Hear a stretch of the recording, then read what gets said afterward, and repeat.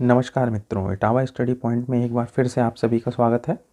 आज का प्रकरण है, टॉपिक है शिक्षा मनोविज्ञान यानी एजुकेशन साइकोलॉजी। टेट और शिक्षक भर्ती के दृष्टिकोण से एक महत्वपूर्ण टॉपिक है एजुकेशन साइकोलॉजी। चलिए आरंभ करते हैं आज का टॉपिक शिक्षा मनोविज्ञान।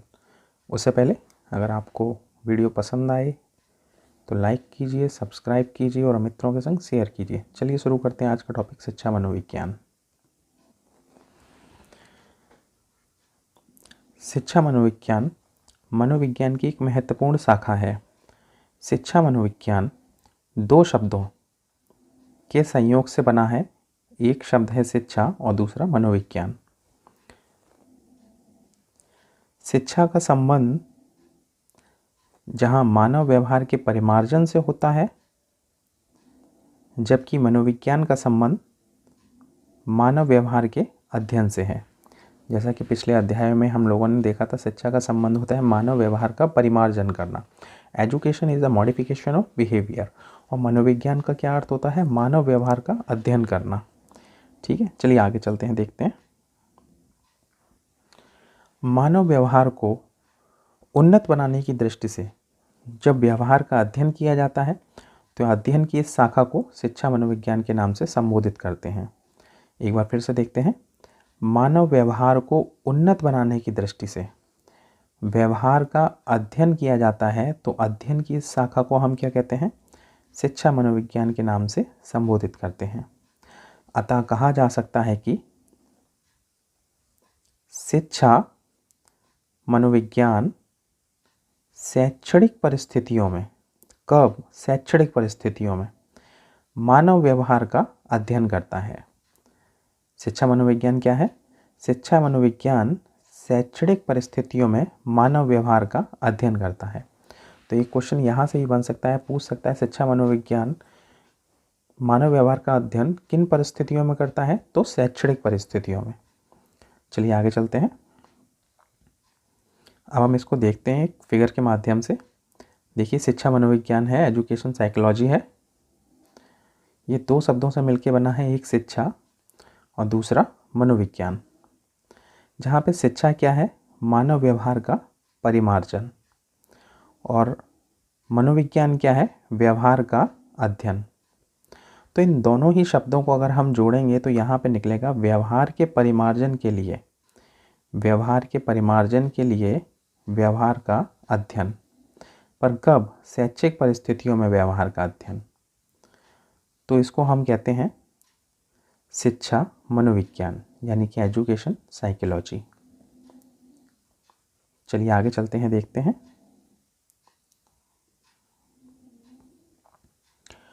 प्रमुख परिभाषाएं देखते हैं शिक्षा मनोविज्ञान की, कि किस मनोवैज्ञानिक ने शिक्षा मनोविज्ञान की क्या क्या परिभाषाएं दी हैं। और ये TET, C TET, super TET में आने वाली सबसे ज़्यादा महत्वपूर्ण परिभाषाओं में से एक रहेगी। तो पहले देखते हैं हम क्रो एंड क्रो के शब्दों में शिक्षा मनोविज्ञान क्या है। शिक्षा मनोविज्ञान व्यक्ति के जन्म से लेकर, कब से? जन्म से लेकर वृद्धावस्था तक के सीखने के अनुभवों का वर्णन तथा व्याख्या करता है। शिक्षा मनोविज्ञान क्या है? शिक्षा मनोविज्ञान व्यक्ति के जन्म से लेकर वृद्धावस्था तक सीखने के अनुभवों का वर्णन तथा व्याख्या करता है। ये परिभाषा किसकी है? क्रो एंड क्रो की। चलिए दूसरी परिभाषा देखते हैं स्किनर महोदय की। स्किनर महोदय ने कहा कि शिक्षा मनोविज्ञान मनोविज्ञान की वह शाखा है जो शिक्षण तथा अधिगम से संबंधित है। चलिए फिर से एक बार देख लेते हैं स्किनर महोदय ने क्या कहा। इन्होंने कहा कि शिक्षा मनोविज्ञान जो है मनोविज्ञान की वह शाखा है जो शिक्षण तथा अधिगम से संबंधित है। शिक्षण तथा अधिगम से संबंधित है, वो शिक्षा मनोविज्ञान है। चलिए आगे देखते हैं नेक्स्ट परिभाषा। कौल सैनिक महोदय ने कहा है कि शिक्षा मनोविज्ञान मनोविज्ञान के सिद्धांतों तथा खोजों का शिक्षा में प्रयोग है। कौल सैनिक महोदय कह रहे हैं कि जो शिक्षा मनोविज्ञान जो है वो मनोविज्ञान के सिद्धांत तथा खोजों का शिक्षा में प्रयोग है। मतलब हमने जो मनोविज्ञान के जो सिद्धांत और जो खोज की हैं उसका हम शिक्षा में अगर हम इम्प्लीमेंट करते हैं, उसमें प्रयोग करते हैं, वो क्या है? शिक्षा मनोविज्ञान। नेक्स्ट परिभाषा देखते हैं स्टीफन की। स्टीफन महोदय कहते हैं कि शिक्षा मनोविज्ञान शैक्षिक विकास का क्रमबद्ध अध्ययन है। स्टीफन महोदय क्या कहते हैं? जो शिक्षा मनोविज्ञान है वो शैक्षिक विकास का अगर हम क्रमबद्ध अध्ययन करते हैं वही हमारा शिक्षा मनोविज्ञान है। चलिए शिक्षा मनोविज्ञान के महत्वपूर्ण बिंदु देख लेते हैं जो परीक्षा की दृष्टि से महत्वपूर्ण हैं और टेट और शिक्षक भर्ती में अधिकांशतः 1 नंबर का ये क्वेश्चन पूछ लिया जाता है। तो चलिए पहला पॉइंट देखते हैं। शिक्षा में मनोवैज्ञानिक आंदोलन का जो सूत्रपात करने वाला प्रकृतिवादी शिक्षा शास्त्री था वो कौन था? रूसो। पहला महत्वपूर्ण बिंदु है, शिक्षा में मनोवैज्ञानिक आंदोलन का सूत्रपात करने वाला प्रकृतिवादी शिक्षा शास्त्री कौन है? रूसो महोदय। चलिए दूसरा पॉइंट देखते हैं। मनोविज्ञान की एक शाखा के रूप में शिक्षा मनोविज्ञान विषय की जो उत्पत्ति हुई है वो 20वीं सदी के आरंभ में मानी जाती है। चलिए नेक्स्ट पॉइंट देखते हैं। ये महत्वपूर्ण पॉइंट रहेगा ये वाला। इसमें क्या है? थांडाइक को क्वेश्चन पूछा जाता है किसको? कि थांडाइक को प्रथम शैक्षिक मनोवैज्ञानिक कहा जाता है। थांडाइक को प्रथम शैक्षिक मनोवैज्ञानिक कहा जाता है। इसको नोट कर लिए, इम्पॉर्टेंट पॉइंट है ये। चलिए अगला पॉइंट देखते हैं। शिक्षा मनोविज्ञान व्यवहार के परिमार्जन का विज्ञान है। शिक्षा मनोविज्ञान क्या है? शिक्षा मनोविज्ञान व्यवहार के परिमार्जन का विज्ञान है। अगला पॉइंट देखते हैं। शिक्षा मनोविज्ञान की जो प्रकृति है वो कैसी है? वैज्ञानिक।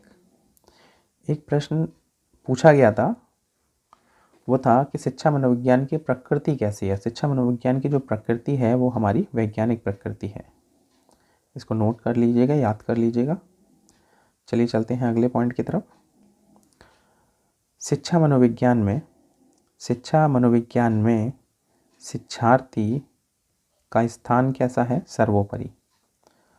पहले जो शिक्षा दी जाती थी वहाँ पे जो शिक्षार्थी था उसको गौड़ रखा जाता था, मतलब शिक्षक या पाठ्यक्रम को महत्वता दी जाती थी। पर यहाँ पे जो वर्तमान समय में जब शिक्षा मनोविज्ञान अपना एक अस्तित्व में आया तो हम लोगों ने, शिक्षा शास्त्रियों ने, मनोवैज्ञानिक गणों ने क्या कहा कि शिक्षा मनोविज्ञान में हम शिक्षार्थियों को विशेष स्थान देंगे। चलिए चलते हैं अगले पॉइंट की तरफ। अब यहाँ पे हम लोग देखेंगे शिक्षा मनोविज्ञान के अध्ययन की विधियाँ। शिक्षा मनोविज्ञान के अध्ययन की कौन कौन सी विधियाँ हैं वो हम देखेंगे। शिक्षा मनोविज्ञान के अध्ययन की विधियों में पहली अध्ययन की विधि आती है निरीक्षण विधि, दूसरी आती है प्रयोगात्मक विधि और शिक्षा मनोविज्ञान के अध्ययन की तीसरी विधि है विवरणात्मक विधि। शिक्षा मनोविज्ञान की जो निरीक्षण विधि है, मेथड ऑफ ऑब्जर्वेशन में पहली विधि आती है, वो आती है अंतर्दर्शन और बहिर्दर्शन। अंतर्दर्शन और बहिर्दर्शन। और प्रयोगात्मक विधि, उसके बाद हम देखेंगे विवरणात्मक विधि। विवरणात्मक विधि में कौन कौन सी विधियाँ आती हैं चलिए देखते हैं। विवरणात्मक विधि के अंतर्गत आती है जीवन इतिहास विधि, विकासात्मक विधि, नैदानिक विधि, तुलनात्मक विधि, मनोविश्लेषणात्मक विधि और सर्वेक्षण विधि। एक बार फिर से देख लीजिए, जीवन इतिहास विधि, विकासात्मक विधि, नैदानिक विधि, तुलनात्मक विधि, मनोविश्लेषणात्मक विधि और सर्वेक्षण विधि। चलिए इन विधियों को थोड़ा सा विस्तार में देख लेते हैं। पहली है निरीक्षण विधि, मेथड ऑफ ऑब्जर्वेशन। पहली विधि कौन सी है? मेथड ऑफ ऑब्जर्वेशन, जिसके अंतर्गत आती है अंतर्दर्शन विधि। अंतर्दर्शन विधि क्या है? यह मनोविज्ञान की सर्वाधिक प्राचीन विधि है। इस विधि का जो प्रतिपादन है संरचनावाद नामक मनोवैज्ञानिक संप्रदाय के जनक विलियम वुंड तथा उनके शिष्य टिचनर ने किया। इस विधि का प्रतिपादन किसने किया? संरचनावाद नामक संप्रदाय के जनक विलियम वुंड और उनके शिष्य टिचनर ने। अच्छा, इस विधि को अंतः अवलोकन और आत्मगत निरीक्षण विधि भी कहा जाता है। इस विधि में होता है क्या है कि जो एक सब्जेक्ट होता है उस सब्जेक्ट अपना अवलोकन स्वयं करता है। जैसे हम लोग हैं, हम सभी लोग कोई परीक्षा दे के आए हैं। हम सभी लोग अगर कोई परीक्षा दे के आते हैं तो वहाँ पे क्या होता है कि हम जब परीक्षा दे के घर आते हैं या हम लोग अपना क्वेश्चन पेपर उठा के देखते हैं तो देखते हैं कि हमने कितना स्वमूल्यांकन करते हैं कि हमने कितना सही किया है, कितना गलत किया। तो ये हमको खुद को स्वयं को ये पता होता है। कभी कभी परिस्थितियाँ ऐसी होती हैं कि कहाँ हम देखते हैं कि हम कहाँ पे गलत हैं, कहाँ सही हैं, किस जगह हम क्या हमने गलत बात बोली है, कहाँ हम सही हैं। ये सब अंतः अवलोकन के अंतर्गत आता है। इसको बोलते हैं अंतः अवलोकन या आत्मगत निरीक्षण। और इस विधि का प्रतिपादन किसने किया? विलियम वुंड तथा उनके शिष्य टिचनर ने। चलिए चलते हैं अगली विधि की तरफ।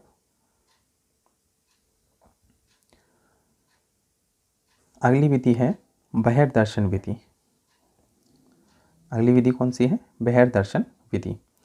इस विधि का जो प्रतिपादन है वो किया है व्यवहारवाद नामक संप्रदाय के जनक जॉन वी वॉटसन के द्वारा। उन्होंने मनोविज्ञान को व्यवहार के विज्ञान के रूप में परिभाषित करते हुए कहा कि इसका अध्ययन निरीक्षण विधि से किया जा सकता है। आधुनिक समय में यह विधि मनोवैज्ञानिक अध्ययनों में प्रयुक्त की जाने वाली एक प्रमुख विधि है। अच्छा, समझ लेते हैं ये बहिर्दर्शन विधि क्या है। बहिर्दर्शन विधि में क्या होता है कि एक सब्जेक्ट होता है, तो कुछ परिस्थितियाँ क्या होती हैं। अंतर्दर्शन विधि की सबसे बड़ी कमी क्या थी कि हमने अपना स्व मूल्यांकन किया, आत्मगत निरीक्षण किया, तो हम कहाँ गलत हैं हम दूसरे को नहीं बताना चाहते। तो वो विधि क्या है, स्पष्ट नहीं हुई, वो विधि ज़्यादा कारगर नहीं हुई। तो वहाँ पे क्या है, बहिर्दर्शन विधि में क्या होता है, एक दूसरा व्यक्ति होता है जो मनोवैज्ञानिक होता है या शिक्षक मान लेते हैं, शिक्षक होता है, वो एक शिक्षक दूसरे व्यक्ति का अवलोकन करता है, उसके व्यवहार का अवलोकन करता है। तो इसको बोलते हैं बहिर्दर्शन विधि। और इस विधि के प्रतिपादक कौन थे? व्यवहारवाद नामक संप्रदाय के जनक जॉन वी वॉटसन। चलिए आगे चलते हैं, एक विधि देखते हैं दूसरी। एक विधि है प्रयोगात्मक विधि, एक्सपेरिमेंटल मेथड। इस विधि में क्या होता है, प्रयोगात्मक विधि में परिस्थितियों को नियंत्रित करके व्यवहार का अवलोकन किया जाता है। अतः प्रयोगात्मक विधि को क्या कहते हैं? नियंत्रित अवलोकन विधि भी कहा जाता है। प्रयोगात्मक विधि एक वैज्ञानिक विधि है तथा वैज्ञानिक विधि के सभी प्रमुख सोपानों का अनुसरण करती है। एक बार फिर से जल्दी से देख लेते हैं। प्रयोगात्मक विधि में परिस्थितियों को नियंत्रित करके व्यवहार का अवलोकन किया जाता है। अतः प्रयोगात्मक विधि को नियंत्रित अवलोकन विधि भी कहते हैं। और यह विधि एक वैज्ञानिक विधि है और वैज्ञानिक विधि के सभी सोपानों का अनुसरण भी करती है। सोपान मीन्स स्टेप। प्रयोगात्मक विधि जो वास्तव में किसने प्रतिपादित की है? जॉन स्टुअर्ट मिल ने। प्रयोगात्मक विधि वास्तव में जॉन स्टुअर्ट मिल के द्वारा प्रतिपादित की गई है। चलिए चलते हैं अपनी नेक्स्ट विधि की तरफ।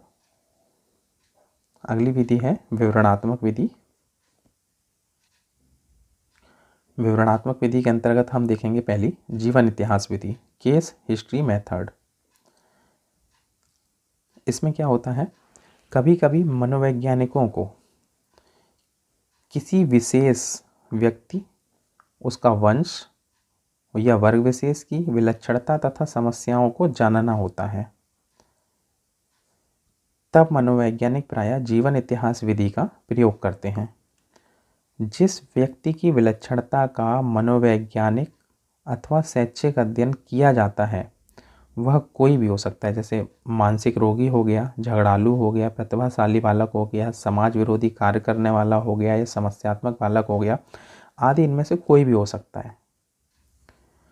तो मनोवैज्ञानिक गण व्यक्ति की विलक्षण व्यवहार के वास्तविक कारण को जानने के लिए उसके जीवन इतिहास का अध्ययन करते हैं।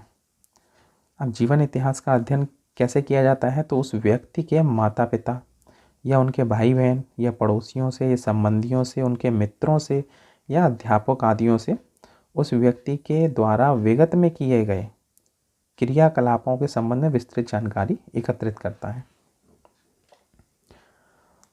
जल्दी से संक्षेप में समझ लेते हैं क्या है इस विधि में। इस विधि में, जीवन इतिहास विधि में क्या होता है, एक जो मनोवैज्ञानिक होता है, जो या मान लेते हैं अध्यापक होता है, किसी बालक या समस्यात्मक बालक है, उसकी हम कोई समस्या है उसको जानना चाहते हैं तो कैसे पता करेंगे, हम उसके माता पिता से पूछ लेंगे उसकी झगड़ालू प्रवृत्ति है या कोई कौन सी प्रवृत्ति है, या उसके माता पिता से, भाई बहन से, पड़ोसियों से, संबंधियों से या मित्रों से किसी से हम पूछ सकते हैं और उसकी विस्तृत जानकारी हम एकत्रित करते हैं।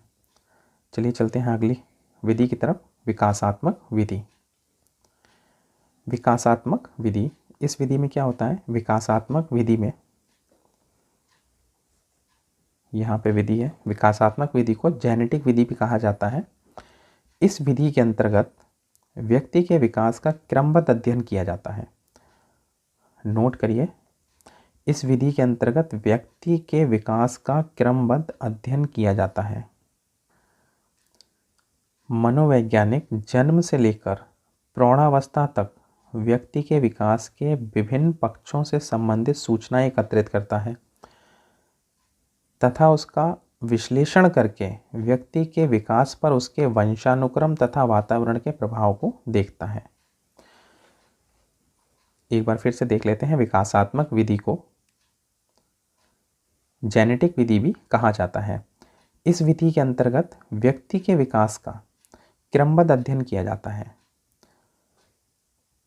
मनोवैज्ञानिक जन्म से लेकर प्रौढ़ावस्था तक व्यक्ति के विकास के विभिन्न पक्षों से संबंधित सूचनाओं को एकत्रित करता है तथा उसका विश्लेषण करके व्यक्ति के विकास पर उसके वंशानुक्रम और वातावरण के प्रभाव को देखता है। किसके वंशानुक्रम और वातावरण के प्रभाव को जांचता है या देखता है। दूसरे शब्दों में कहा जा सकता है कि विकासात्मक विधि में विकास की विभिन्न अवस्थाओं, कौन कौन सी, शैशवावस्था, बाल्यावस्था, किशोरावस्था तथा प्रौढ़ावस्था में हम व्यक्ति के मानसिक, शारीरिक, सामाजिक, संवेगात्मक तथा चारित्रिक आदि पक्षों के विकास का अध्ययन करते हैं। एक बार फिर से देख लेते हैं, हम विकासात्मक विधि में किसका, विभिन्न अवस्थाओं का, कौन कौन सी अवस्था, शैशवावस्था, बाल्यावस्था, किशोरावस्था तथा प्रौढ़ावस्था में व्यक्ति की मानसिक, शारीरिक, सामाजिक, संवेगात्मक तथा चारित्रिक आदि पक्षों के विकास का अध्ययन करते हैं। यहाँ पे एक चीज़ आप लोगों को समझनी चाहिए, एक बात आप लोगों को नोट करनी चाहिए कि जीवन इतिहास विधि और विकासात्मक विधि में प्रमुख अंतर क्या है। जीवन इतिहास विधि में जो व्यक्ति से संबंधित सूचनाएं हुए, जो मनोवैज्ञानिक है वो उनके माता पिता से या उनके सगे संबंधियों से एकत्रित करता है, जबकि विकासात्मक विधि में जो मनोवैज्ञानिक है स्वयं अवलोकन करके या मापन करके सूचनाओं को प्राप्त करता है। क्या होता है, जीवन इतिहास विधि या विकासात्मक विधि में प्रमुख अंतर यह है कि व्यक्ति से संबंधित सूचना में अन्य व्यक्ति सूचना उपलब्ध कराता है। किसमें, जीवन इतिहास विधि में अन्य व्यक्ति सूचना उपलब्ध कराता है, जबकि विकासात्मक विधि में मनोवैज्ञानिक स्वयं अवलोकन करके या मापन करके सूचनाओं को प्राप्त करता है। चलिए नेक्स्ट विधि देखते हैं, तुलनात्मक विधि। इस विधि में प्राणियों के व्यवहार से संबंधित समानताओं तथा असमानताओं का, या असमानताएं कर लीजिए, असमानताओं का तुलनात्मक अध्ययन किया जाता है। जैसे पशुओं तथा मानव के व्यवहार की तुलना का अध्ययन करना हो, दो प्रजातियों के व्यवहारों की तुलनाओं का अध्ययन करना हो, या लड़के या लड़कियों के व्यवहारों की तुलनाओं का अध्ययन करना हो। ठीक है, तो वो तुलनात्मक विधि के अंतर्गत आती है। नेक्स्ट विधि है मनोविश्लेषणात्मक विधि। मनोविश्लेषणात्मक विधि का जो प्रतिपादन है वो किया है सिगमंड फ्राइड नामक प्रसिद्ध मनोवैज्ञानिक ने। फ्राइड के अनुसार व्यक्ति का अचेतन मन भी उसके व्यवहार को प्रभावित करता है। अचेतन अवस्था में व्यक्ति की अतृप्त अथवा दमित इच्छाएं, कैसी अतृप्त तथा दमित इच्छाएं और भावनाओं का पुंज होता है तथा यह सदैव कैसा रहता है, क्रियाशील रहता है, जिसके परिणाम स्वरूप व्यक्ति का व्यवहार अनजाने में ही इन अतृप्त अथवा दमित इच्छाओं से प्रभावित होता रहता है। मनोविश्लेषणात्मक विधि के द्वारा व्यक्ति के अचेतन मन का अध्ययन करके उसकी अतृप्त इच्छाओं की जानकारियों को हम प्राप्त करते हैं, जिससे इन अतृप्त इच्छाओं का परिष्कार अथवा मार्गांतरीकरण करके व्यक्ति के व्यवहार को सुधारा जा सकता है। चलिए जल्दी से इसको एक बार मनोविश्लेषणात्मक विधि को फिर से देख लेते हैं। मनोविश्लेषणात्मक विधि का जो प्रतिपादन है सिगमंड फ्राइड नामक प्रसिद्ध मनोवैज्ञानिक ने किया। फ्राइड के अनुसार व्यक्ति का अचेतन मन भी उसके व्यवहार को क्या करता है, प्रभावित करता है। अचेतन अवस्था में व्यक्ति की अतृप्त तथा दमित इच्छाएं भावनाओं का पुंज होता है तथा ये सदैव कैसा रहता है, क्रियाशील रहता है, जिसके परिणाम स्वरूप व्यक्ति का व्यवहार अनजाने में ही इन अतृप्त या दमित इच्छाओं से कैसा होता है, प्रभावित होता रहता है।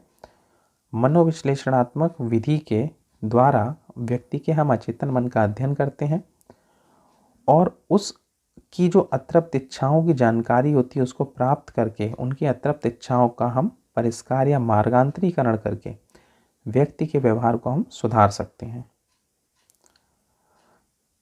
चलिए अगली विधि देख लेते हैं चल के, नैदानिक विधि या उपचारात्मक विधि। नैदानिक विधि उपचारात्मक विधि क्या है? नैदानिक विधि का जो प्रयोग है वो व्यवहारों की जटिलताओं का अध्ययन करने के लिए किया जाता है। यह एक व्यक्तिगत विधि है। ये कैसी विधि है? व्यक्तिगत विधि। तथा इस विधि में व्यक्ति का जो अध्ययन करके उसके सम्मुख आने वाली कठिनाइयों का निदान खोजा जाता है। कठिनाइयों का हम क्या करते हैं? निदान खोजते हैं। नैदानिक विधि के द्वारा व्यक्ति के जटिल तथा अवांछनीय व्यवहारों के कारणों को ज्ञात करके उसका उपचारात्मक उपाय हम बताते हैं। अच्छा, यहाँ पे एक शब्द आता है निदान और एक आता है उपचार। इन दोनों में बहुत अंतर है। जो निदान शब्द है, शब्द निदान है, इसका जो अंग्रेजी में बोलते हैं वो बोलते हैं डायग्नोस्टिक। ठीक, डायग्नोस्टिक का या निदान का मतलब यहाँ पे ये होता है कि हम किसी व्यक्ति के जो समस्याएं हैं उन समस्याओं के सिर्फ कारणों का पता लगाते हैं। ठीक है, जब कारण पता लग जाएंगे तो हम उसको उपचार देंगे। तो निदान और उपचार में बेसिक अंतर सबसे बड़ा यही है कि यहाँ कारणों को पता लगाते हैं, यहाँ उसके हम समस्याएं जो हैं उनका हम उपचार करते हैं। चलिए आगे चलते हैं, देखते हैं सर्वेक्षण विधि। सर्वेक्षण विधि मनोवैज्ञानिक अध्ययन की सर्वेक्षण विधि एक आधुनिक तथा पर्याप्त प्रचलित विधि है। इस विधि में व्यक्तियों के प्रतिदर्शों से, किससे? प्रतिदर्शों से प्रदत्तों को संकलित करके उनके आधार पर सामान्यीकरण किया जाता है, इसलिए इसे सांख्यिकी विधि भी कहते हैं। अब प्रतिदर्श क्या है और प्रदत्त क्या है? प्रतिदर्श मतलब है नमूना,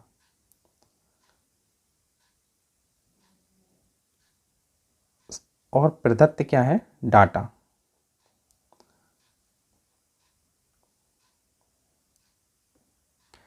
सर्वेक्षण विधि का मतलब क्या है? मनोवैज्ञानिक अध्ययन की सर्वेक्षण विधि एक आधुनिक और पर्याप्त प्रचलित विधि है। इस विधि में व्यक्तियों के प्रतिदर्शों से प्रदत्तों को संकलित करके उनके आधार पर सामान्यीकरण किया जाता है, इसीलिए इस विधि को क्या कहते हैं? सांख्यिकी विधि भी कहते हैं। शिक्षा मनोविज्ञान की परिभाषाएं और उनके अध्ययन की विधियों को देखने के बाद इससे संबंधित जो इसके MCQ हैं, परीक्षा उपयोगी प्रश्न हैं, वो हम अगले वीडियो में आप लोगों के समक्ष लेके आएंगे। अगर आपको ये वीडियो पसंद आया हो तो लाइक कीजिए, सब्सक्राइब कीजिए, अपने मित्रों के संग शेयर कीजिए। धन्यवाद।